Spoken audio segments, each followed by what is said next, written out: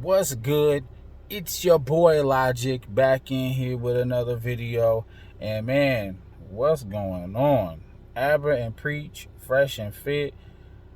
Is there a battle underway? How did this even get started? It's crazy, man. Looking at my feed, I follow both of these niggas. Well, they're four niggas, both channels. And I'm seeing headlines where they roasting each other, complaining about the other one, saying that they do this behind the scenes, this, that, and the other. And I'm just like, how did we get here, guys? You just had a collaboration, like, not too long ago, right? So, all right. So from what I gathered, right, Abra and Preach did a reaction video to something that Fresh and Fit said in the past, probably prior to when they went on the show, right? From what I understood from their last encounter, they broke bread. Everything was cool. They, and it was cool. Like, what I'm saying? They went on the show, collaborated, talked to some ladies, whatever, and that was that, right? Now, fast forward a little bit of time later, Abra and Preach is doing a reaction video talking about how, disingenuous or whatever the case may be, some of their talking points are, right? Which is fine. You can criticize talking points. That is what it is, right? Now, I'm not saying they close. I'm not saying they best buds or whatever like that. But, I try to wonder. I'm not like some big YouTuber or nothing like that. But, I always wonder, is there like a code of conduct that we have between like YouTubers? Is there, especially YouTubers that have collaborated, that know of each other's existence? Like, it's one thing to pick up a trending video and make commentary on it and talk about the viewpoints and stuff like that, and whatever, break it down, whatever like that, right? But if you collaborated and y'all broke bread or whatever, I think there's a little bit more steps that should be taken before you start trying to put them on the spot like that. Now, I don't know if that's disingenuous. I don't know if that hinders people's ability to be transparent and be, honest and shit like that. But here's the fucking thing though, right? We live in a world where the internet is like the real world now, right? But I remember back before the internet when, let's say we like them breaking bread on a podcast is the equivalent of me walking into like a club or a bar, chopping up with a nigga, seeing that we got a lot of shit in common, like, oh, yo, man, you a cool ass nigga, whatever case may be, right? I get his name, he gets my name, whatever. Maybe we plan on kicking it again in the future, right? Nothing too serious, but we cool, whatever, right? Somebody tells me something about that nigga or whatever the case may be that I don't like, but I got his number, I can, hit him up, and I'm like, all right, well, you know what? In real life, I'm gonna probably hit this nigga up, say, man, what's good? What's this? What's that? And based on his response, let's say he's like, yeah, man, let's say you catch him slipping or whatever, and he lashes out at you or whatever, and he kind of like reconnects that bread that y'all just broke or whatever the case may be, and you just say, man, I'm done with this nigga, right? Then, saying your piece and talking about him out in the ether or whatever, that's cool, right? But I think with this whole internet thing, it's like, it's always like that. Like, I'm like this, we broke bread, we whatever. I'm like, is this even worthy of a video to make, right? Yeah, Abra and Preach said that somebody mailed that shit in after the fact that y'all went on the show, and then you wanted to talk about some talking point that's really, when you break it down, it's really because they're from Florida and there's hot, the economy, the atmosphere, the world there is a lot different. It's almost like a warped version of reality to some degree, right?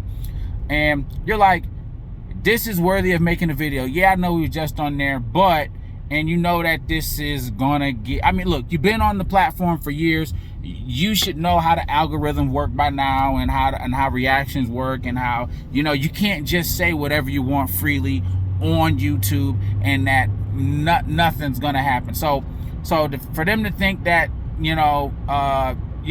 these type of reactions were kind of unwarranted or crazy or whatever the case, I said, all right, that's disingenuous right there. All right. Now, on Fresh and Fit side, do I think they overreacted to the video a bit? Yeah, but it is consistent with how they react though. So when Abin Preach is talking about, oh, he's not alpha, he's getting in his feelings and stuff like that, like anger is part of being alpha. You know what I'm saying? You know, releasing it when you need to release it and holding it in when you need to hold it in. Y'all, like, think about if he released that alpha while y'all were 2 feet away from each other, and you said that shit, and he alphaed out on you, and he punched you in the face, right? Nobody walking by would be like, he's not alpha because this guy said something he didn't like and he just wailed on him. Like, when did being alpha mean you don't show any type of aggression or something? Like, I'll tell you this, anime reference, or literary reference or whatever like that, like Guts from Berserk.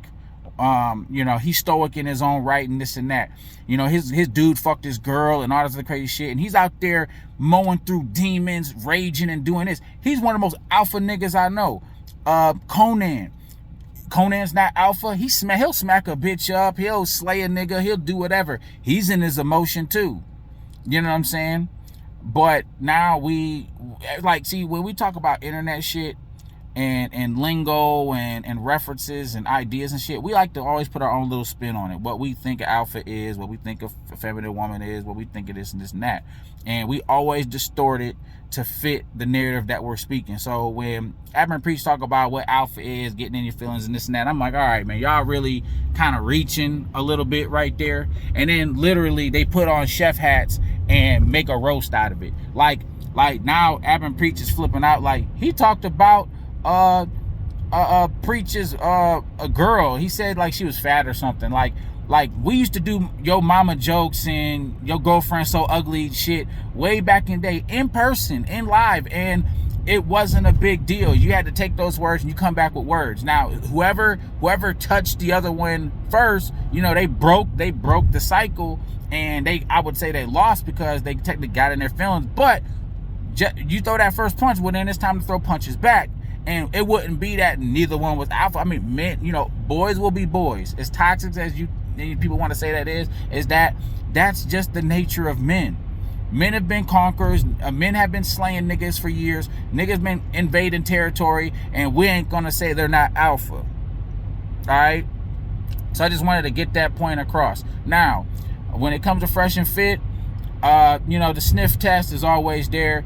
Obviously, they pay for box. Like, here's the thing. They've even stated, it's like you have to put 2 and 2 together. They said that, man, we're working so hard that we don't got time to go on dates. We don't got time to do this. We don't got time to do that. Time is money. Money is time. It's a cycle. One feeds into the other. So just sniff testing it, obviously. All right, we don't have the time to go out there and spit quote unquote game. So you pay. You know, men pay anyways, whether it be indirectly or, look, if you take a girl on a $500 date and to a steakhouse, you paid for play. All you did was just throw a steak in her lap as a cherry on top. You know what I'm saying? If you paid $500, expensive ass date, and you want to say that we had steak and then we fucked, I'm like, bitch, nigga, you paid for play. So this little prefix of going on a fucking like date or going on a walk or whatever the case may be where money came out of your pocket. Hell, people say, this is funny to me, people say time is worth more than money. Time is something you can't get back. And when you you know, when you go out with a girl and you're spending time with her, and then you don't get sex and whatever, you wasted time just like you wasted money. But time is worth more than money, so you paid in a currency that you say that is worth more than money. So just logically sniff testing it, I'm like, look, niggas is paying. So did I believe him? Like, oh, we don't pay, we don't play. Like, look, it is what it is. Do I think they leverage the show to get boxed? It is what it is. Like, it's like reading between the lines. You know what I'm saying? They live in a bizarre world that regular people won't live in. So whatever, some of the advice they give, I'm like, look, it's almost like it's a king trying to, you know, explain how peasants should act. Like, the rules don't transfer directly. So you gotta kind of take that little caveat there and be like, yeah, I understand. Like, yeah, 16-year-old watching it, somebody who hasn't lived life probably won't be able to pick up some shit like that. So I understand. But both channels, I think, kind of handled this wrong. But if we're gonna get a boxing match out of it, then I guess it is what it is. But like I said, Abin Priest really didn't have to do that video. You know, it was like a pointless, like a lot of their videos be kind of informative to a degree where it's like, you know, oh, okay, that's what's going on in the world, or, you know, whatever the case may be. But when they be cherry picking these little dummy videos and shit, like, it's purely for entertainment. Now, it's one thing when it's, like I said, somebody who they never talked to, broke bread with, or whatever. But it's a little bit different. Like I said, a lot of this shit would not fly in the real world. But I think with this filter or this buffer of fucking screens in between people, we do a lot of shit we normally wouldn't do online that we would never do in public. It is what it is. Like that's how I've been getting it, like how I've been feeling about it, watching these videos on YouTube. Just people don't react the same. That's just, it is what it is. Because the nigga ain't in front of you, because you can't feel a nigga's aura, because you're not within arm's reach. Like, it is what it is, man. Like I said, useless video. Did Abin Preach kind of or did Fresh and Fit kind of overreact? But it is within their, you know, kind of thing that they kind of normally do anyway. So it is what it is. But they both slightly overstepped. But like I said, the feud, if it continues, it continues. But man, like I said, that's just my thoughts on it. It's your boy Logic, back in here with another video. I'll holler at y'all later.